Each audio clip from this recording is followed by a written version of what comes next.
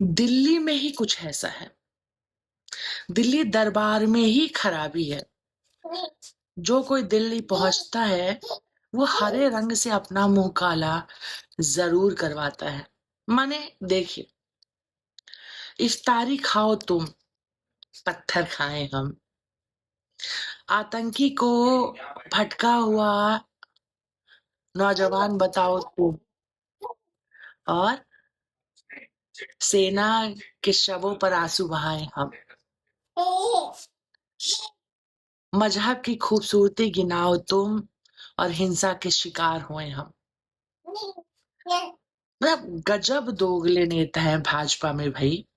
जब इन्हें वोट चाहिए होता है तो चुनाव से पहले केसरिया गमछा, केसरिया मुरैठा बांधकर भीख मांगने आते हैं। भगवान के नाम पे दे दो, श्री राम के नाम पे दे दो। और जैसी सत्ता में काबिज होते हैं, हरी चादर ओढ़कर सो जाते हैं। मतलब इतने दोगले हैं भाजपा के नेता, बताओ यार। रेखा गुप्ता को देखो, कोई नहीं जानता था उसे, कोई नहीं जानता था। उससे अच्छे कैंडिडेट थे प्रवेश वर्मा जी, पर पता नहीं कौन सा समीकरण बैठाने के चक्कर में मोदी शाह ने इन्हें दिल्ली का मुख्यमंत्री बनाया। मैडम ने सेक्युलर बनने की पुरजोर कोशिश की है। होली पे पानी पर ज्ञान दिया है, इफ्तार की पार्टी की है। मतलब दिल्ली जाना और केजरीवाल हो जाना। भैया भाजपा के नेताओं का बिरयानी खाना बंद करवाओ। इनके नाक में ऐसा दम करो कि बिरयानी और सेवैया इनके लिए हराम हो जाए, वरना आपका सत्ता में काबिज रहना हम हराम कर देंगे। बहुत हुआ बहुत। आपने हम हिंदुओं को बहुत मूर्ख बना लिया, बहुत इस्तेमाल कर लिया। हमने तुम नेताओं का बहुत दोगलापन झेल लिया। नागपुर जल रहा है, सबको पता है अपराधी कौन है, पीड़ित कौन है। फिर महाराष्ट्र सरकार एक्शन क्यों नहीं ले रही? कुछ तो यूपी वाले बाबा से सीखो। उस आदमी को किसी का डर नहीं है। वो आदमी ना किसी के सामने हड्डियां फेंकता है और ना ही किसी की फेंकी हुई हड्डियों को देखता है। जो करता है डंके की चोट पर करता है और सच के साथ करता है। अभी तक बुलडोजर चल गए होते घरों पे, आतंकियों की तस्वीरें सड़कों पर छप गई होती।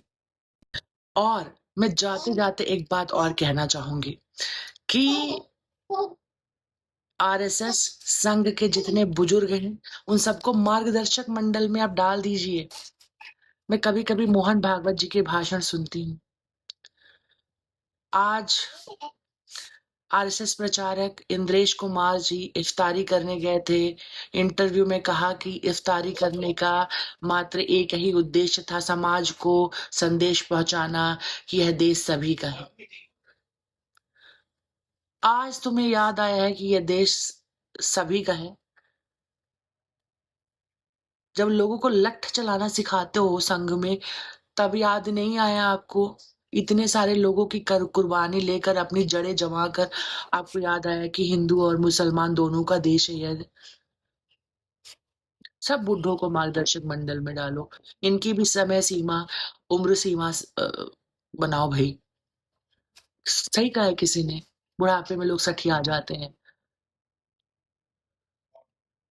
हमें जगा के ये खुद सो गए हैं, या फिर इन्होंने इनका जो उद्देश्य था, जो कमाना धमाना था, ये कमा चुके हैं। अब देख रहे हैं ना आप, भाजपा के नेता हमें तो कहते हो कि भाईचारा अगर दिखाओगे तो तुम चारा बनकर रह जाओगे, और मुसलमानों को दामाद तुम खुद बनाते हो। वो इधर एक सुब्रमण्यम स्वामी जी से पूछा गया पॉडकास्ट में कि आपकी बेटे ने मुसलमान से शादी की है, तो कह रहे हैं उसका सिर्फ नाम ही मुसलमान है। अरे तो सिर्फ नाम ही मुसलमान वाले से शादी क्यों करने दी? हिंदू नाम वालों की कमी थी क्या? जोक सपाट। मतलब दूसरों की नसों में बह रहे खून को गर्म करके तुम अपनी लड़कियां इनको दे रहे हो। रोटी और बेटी का रिश्ता तो तुम करो, लेकिन तुम्हारी साइड से बेटी का रिश्ता हो रहा है, उनकी तरफ से सिर्फ तुम इफ्तारी पे ही बुलाए जा रहे हो। सो विद रिस्पेक्ट ऑल भाजपाई, मैं कहना चाहूंगी कि हमें दोगला ये नेता नहीं चाहिए, दोगला लीडर नहीं चाहिए। अगर दोगलापन ही हमें स्वीकार होता तो हम कांग्रेस को कभी डंप नहीं करते। बहुत उम्मीदों से हमने आपका समर्थन किया है, आप हमें निराश ना करें, बिल्कुल भी निराश ना करें। जय हिंद, जय श्री राम।